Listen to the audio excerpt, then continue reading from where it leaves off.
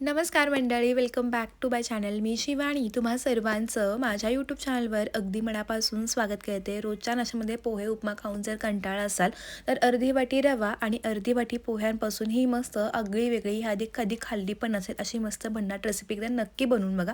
तुम्हाला 100% ती रेसिपी आवडेल. तर त्यासाठी इथं बघा मी अर्धी वाटी इतका रवा घेतलेला आहे आणि त्याच वाटीनं मोजून मी अर्धी वाटी इतके कांदे पोहे घेतलेले आहेत, जे आपण नेहमी पोह्यांसाठी वापरतो तर तेच पोहे घेतलेले आहेत. ही रेसिपी आपण 3 ते 4 लोकांसाठी बनवतो, त्यामुळे मी अर्धी वाटी इतकं हे प्रमाण घेतलेलं आहे. आता सगळ्यात सुरुवातीला अर्धी वाटी जे पोहे आहेत ते एका बाउलमध्ये काढून घ्यायचे आणि पोहे जे आहेत ते 2 वेळा स्वच्छ पाण्यानं धुवून घ्यायचे आणि त्यानंतर पोह्यामध्ये थोडंसं पाणी घालून ना पोहे चांगले मऊ पडेपर्यंत आपल्याला भिजत ठेवायचे आहेत. नेहमीचे कांदे पोहे खाऊन तर आपण कंटाळतो. नाश्त्यामध्ये काहीतरी वेगळं असेल आणि व्हरायटी ऑफ असेल तर नक्कीच सगळ्यांना आवडीनं खातात. त्यामुळे मी आजची रेसिपी घेऊन आलेली आहे. पोहे धुवून घेतल्यानंतर थोडंसं पाणी घातलं आणि आता हे साईडला ठेवून देऊयात. आता ज्या वाटीनं आपण पोहे मोजून घेतलेले होते तर त्याच वाटीनं आपण अर्धी वाटी इतका रवा पण घेतलेला आहे. पोहे चांगले एका साईडला ठेवून द्यायचे आणि त्यानंतर रवा पण आपण चांगला भिजवून घेतोय. आता त्याच रव्यामध्ये बघा थोडंसं पाणी घालून घ्यायचं. रवा जो असतो ना तो थोडंसं पाणी ओढून घेतो, त्यामुळे रव्यामध्ये मी थोडं जास्त पाणी घातलं आणि हे पण बघा सगळं चांगलं असं मिक्स करून घेऊयात. रवा आणि पोहे हे चांगले भिजले गेले की आपली रेसिपी पण खूप छान तयार होते आणि ही रेसिपी करायला कोणतीही पूर्वतयारी करावी लागत नाही. अगदी साधारणपणे 15 ते 20 मिनिटांमध्ये आपली ही रेसिपी बनवून तयार होते. आता हे सगळं बघा मी चांगलं असं मिक्स करून घेतलं. तुम्ही पाहू शकता रवा लगेचच पूर्ण पाणी ओढून घेतोय. आता हे साईडला ठेवूया साधारणपणे 5 ते 7 मिनिटं. तोपर्यंत आता आपण एक चटणी बनवूयात. त्यासाठी एका मिक्सरच्या भांड्यामध्ये बघा मी एक मध्यम आकाराचा लाल पिकलेला टोमॅटो घेतलेला आहे. ही चटणी ना खूप झटकीपट टाळते आणि चटणीची चव पण खूप छान लागते, त्यामुळे तुम्ही नक्की एकदा करून बघा.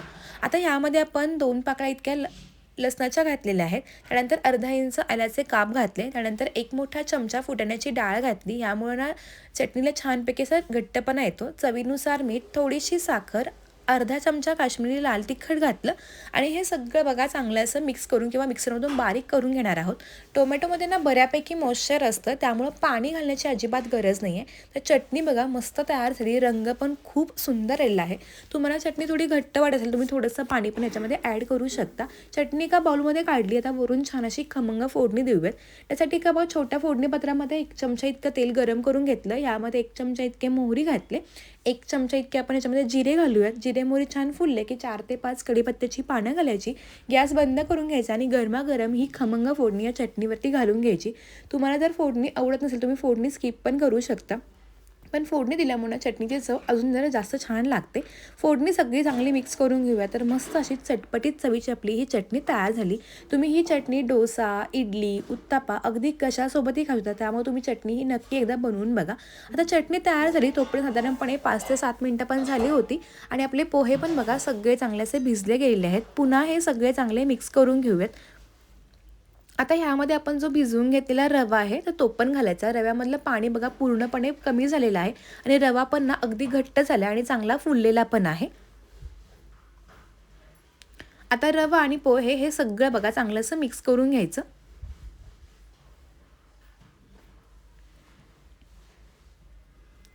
चमच्यानं मिक्स करणं थोडंसं अवघड वाटत असेल तुम्ही नक्की हे हाताने पण करू शकता. ज्यामुळं काय होईल पोहे पण बघा सगळे चांगले असे मॅश पण होतील. आता ह्यामध्ये आपण काही पदार्थ घालतोय. ह्यामध्ये सुरुवातीला एक मध्यम आकाराचा बारीक चिरून घेतलेला कांदा, खिसून घेतलेलं गाजर घातलं, भरपूर सारी बारीक चिरून घेतलेली कोथिंबीर घातली. त्यानंतर इथं बघा मी लसूण आणि मिरचीचा ठेचा घेतलेला तो घातलेला आहे. ह्यामध्ये आता आपण पाव चमचा इतकी हळद पावडर घालूयात. चवीनुसार आपण ह्यामध्ये मीठ घालतोय आणि अर्धा चमचा आपण ह्याच्यामध्ये गरम मसाला घालतोय. आता हे जे सगळे जिन्नस आहेत ते आपण सुरुवातीला चांगलेसे मिक्स करून घ्यायचे. ह्या रेसिपीला ना कोणतंही वेगळं साहित्य लागत नाही. तुमच्याकडे जर गाजर वगैरे असेल तुम्ही ते स्किप पण करू शकता किंवा तुमच्याकडे असेल तुम्ही कोबी वगैरे पण ह्याच्यामध्ये ॲड करू शकता. हे सगळं बघा चांगलं असं मिक्स करून घेतलं. आता हे मिश्रण ना फार पातळ नसावं आणि फार घट्ट नसावं, थोडं सैलसर असं हे पीठ असावं. आता बघा छान असा गोळा किंवा छान असे कटलेट याचे बनतात, म्हणजे परफेक्ट असं आपलं मिश्रण तयार झालं. थोडंसं पातळ असेल तुम्ही थोडेसे पोहे याच्यामध्ये ॲड करू शकता. छान अशा टिक्क्या ज्या बनतात. आता इथं बघा गॅसवरती एक मी पॅन ठेवला.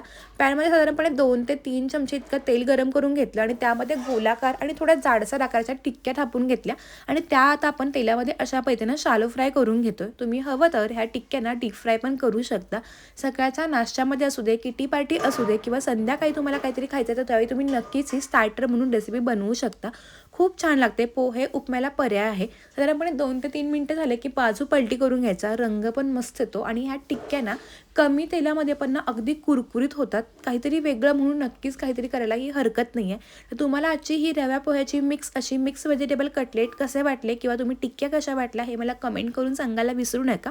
आता ह्या टिक्क्याला बघा रंग मस्त आलेला आहे. तर ह्या गरमागरम टिक्क्या पण काढून घेऊयात आणि राहिलेल्या तेलामध्ये बाकीच्या टिक्क्या पण आपण ह्या शॅलो फ्राय करून घेणार आहोत. साधारणपणे तेवढ्या बॅटरमध्ये आपल्या ह्या 18 ते 20 इतक्या ह्या आपल्या टिक्क्या ज्या तयार होतात. मस्त गरमागरम खमंग लागतात आणि सोबत केलेली जी चटणी आहे ना त्यासोबत ही टिक्की खायची मजा काही वेगळीच आहे.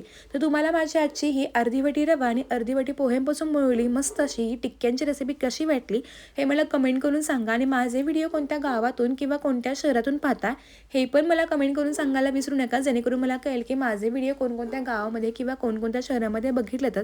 पुन्हा अशाच छान आणि सोप्या व्हिडिओसोबत भेटूयात. तोपर्यंत मस्त राहा, खात राहा आणि सगळ्यात महत्त्वाचं स्वतःची काळजी घेत राहा. धन्यवाद. बाय.